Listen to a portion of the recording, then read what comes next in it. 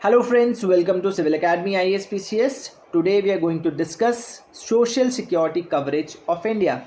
According to the latest report of ILO, that is International Labour Organization, India stands at second place in the world in terms of social security coverage, and the percentage is whooping, that is 64.3%. That is high.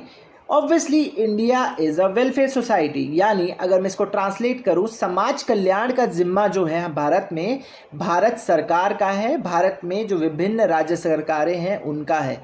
यानी लोगों के कल्याण के लिए, किन लोगों के कल्याण के लिए? मार्जिनलाइज कम्युनिटी, यानी हाशिए पे पड़े लोग, जो पिछड़े वर्ग के लोग हैं, उनके कल्याण के लिए हमारे देश में सरकार जिम्मेदारी उठाती है, उनके लिए नीतियाँ बनाती हैं, पॉलिसीज़ बनाती हैं।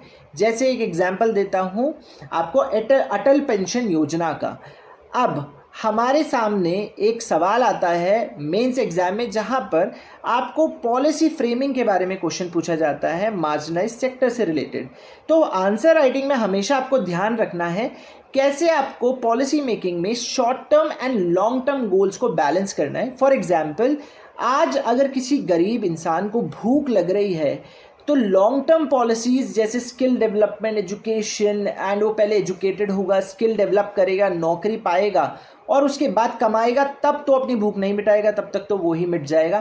तो दोनों चीज़ों को बैलेंस करना है, यानी शॉर्ट टर्म में उसकी नीड्स क्या है, आज उसकी भूख मिटानी है, तो रेशन के लिए स्कीम है प्रधानमंत्री गरीब कल्याण अन्न योजना। इसी तरह कल के लिए स्किल इंडिया प्रोग्राम है। तो ये चीज़ें आपको ध्यान रखनी है, इसी तरह से आपको आंसर्स रिप्रेजेंट करने हैं। सोशल सिक्योरिटी प्रोग्राम से रिलेटेड 5 ऐसी स्कीम्स का नाम फटाफट से कमेंट सेक्शन में लिख दीजिए और इसी तरह की वीडियोस के लिए जुड़े रहिए सिविल एकेडमी के साथ। Thank you.